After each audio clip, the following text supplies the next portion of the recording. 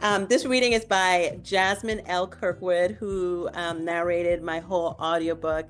So my book is also on audible.com for those who, by preference or through if they're flexibly abled, prefer to consume their books by reading.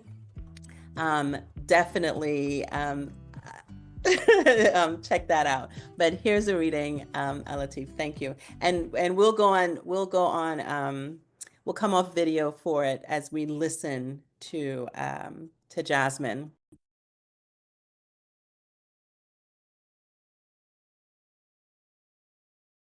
Love me, Daddy. I saw him from my perch on the tall stool in the Harlem coffee shop. Gazing through the immense stained with age window, I overlooked the wide sidewalk of the busy intersection.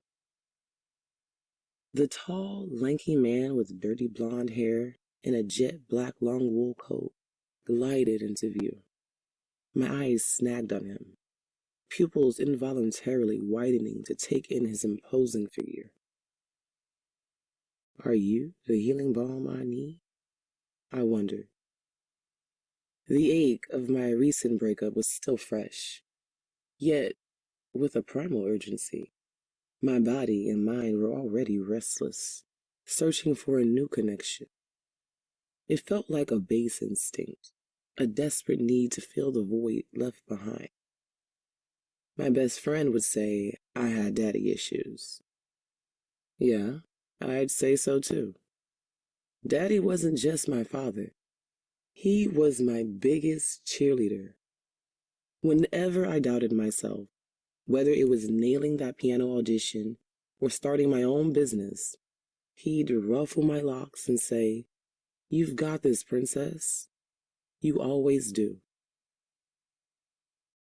Even now, 5 years after he passed away, when I face a tough decision, I can practically hear his ghost voice in my head.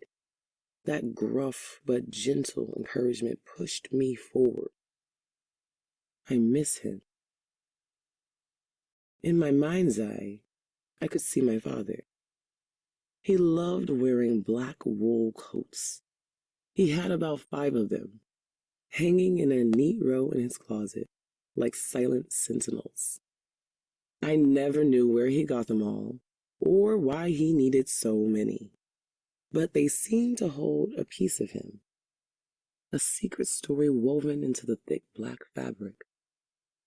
The scratch of the wool against my cheek as he hugged me goodbye is a feeling I can still recall. He would smile, that bright white smile framed by thick black cigarette-stained lips. Ingrown hair leathered his rough cheeks. He was dark-skinned from toe to his salt and pepper curly head of hair. Every inch of his frame spoke of a life spent working hard, selling door to door for that insurance company. It was a sacrifice made with love for a family he cherished more than any raise or promotion. But this man, passing by me now, was nothing like my daddy. Click. That clock's ticking is loud, isn't it? His voice floated into my right ear, like sweetened cream thickened with gelatin and flavored with vanilla. I turned to see the same white man I was ogling sitting on the stool beside me. Only now did I hear the tick-tock of the clock. Each tick had been another memory clicking by. But now, all other faces were forgotten. I saw only the man next to me.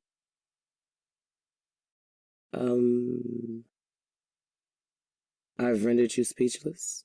He asked, smiling. I stared at him, wide-eyed, unable to say or do anything. Okay, he said, before breaking our eye lock and turning to look out the window as I had been doing moments before. My eyes glided down his torso, taking in the entire length of his black wool coat before cascading back up his body and resting on his gorgeous face. I stared, knowing this young Leonardo DiCaprio look-alike would be in a slideshow starting soon. My cheeks tingled in anticipation of the soft wool scraping gently against my skin, a primal urge to absorb his scent and feel the comforting texture against my face.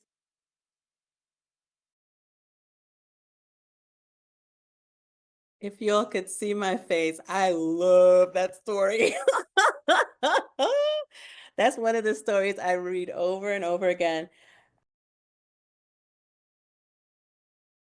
imagining what it would be like to have a father who was so loving and so passionate and so wanting to be with you and somebody, and so when he's gone, you know, you start looking for it in all these places and not even realizing it. So the thing about that character, um, who will probably be named in the second book, I don't think she sees what she's doing going after these things, in that way.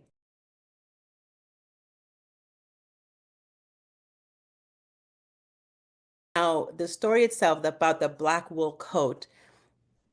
So again, my stories are touched by my lived experience. The only thing that I got from my father after he passed was his black wool coat. That was the only thing.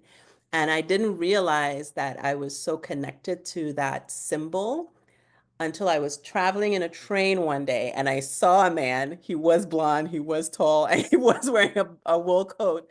And I wrote down in my notebook that I carry with me on the subway, black wool coat and how it connects, to memory. And this snippet and Q&A were originally aired on January 5th, 2025 as part of a special Scarlet Communion with the Fellowship of the Griot Community. The audiobook is performed by the talented Jasmin L. Kirkwood. Thank you so much for tuning in today. If you enjoyed this glimpse into Scarlet Yearnings, Stories of Love and Desire, remember to subscribe, tap the like button, and head over to Amazon.com to grab your audiobook, paperback, or ebook today. Until next time.